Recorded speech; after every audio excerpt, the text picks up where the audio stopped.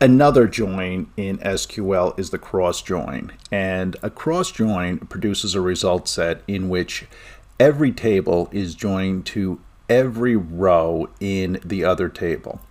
So you could see here from this illustration, all of the rows are joined, and then based on the condition, a result set of equality, inequality, whatever the condition that's passed in, that result set is returned.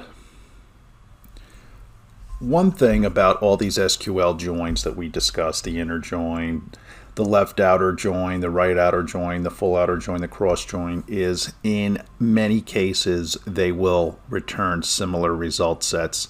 It's really under certain conditions where they will actually return different result sets. So it's important to experiment a little bit and also understand what the joins are returning, what they're doing, and also do a little bit of research to figure out which of the joins are the best for your particular need.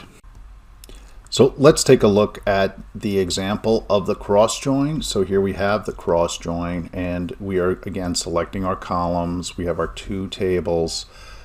We are using these aliases so we can look at the result set and understand which column is coming from which table.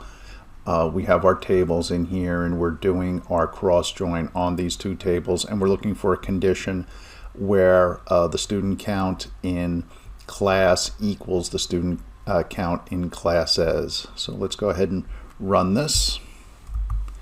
And we'll see here that we're only bringing back records. So you can see here on class, we're bringing back record IDs 1 through 4. On class as, we're bringing back record IDs 7, 8, 9, and 10, where the student count is equal. So again, this can have a similar result set quite often with other types of join. So it's only going to be at very subtle times where these different joins will produce different result sets. So again, it's important to understand that. Thank you again for taking this course. Here is what we have covered in this course. We looked at functional dependencies, normalization, the database development process. We looked at database users and the way that we work with users. We looked at structured query language and data manipulation language. In our next session, we are going to do an exercise that will be our project.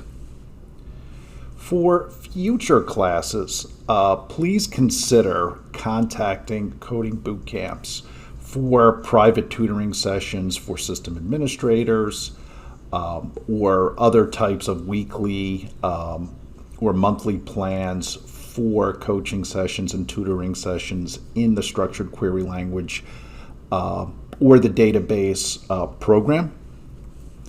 Are some possibilities for next classes: introduction to the Linux operating system, learning PHP programming, web development with PHP and MySQL, learn Node.js and ExpressJS, and MongoDB.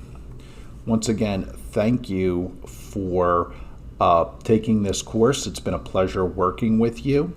Again, this course has been a presentation of Coding Boot Camps.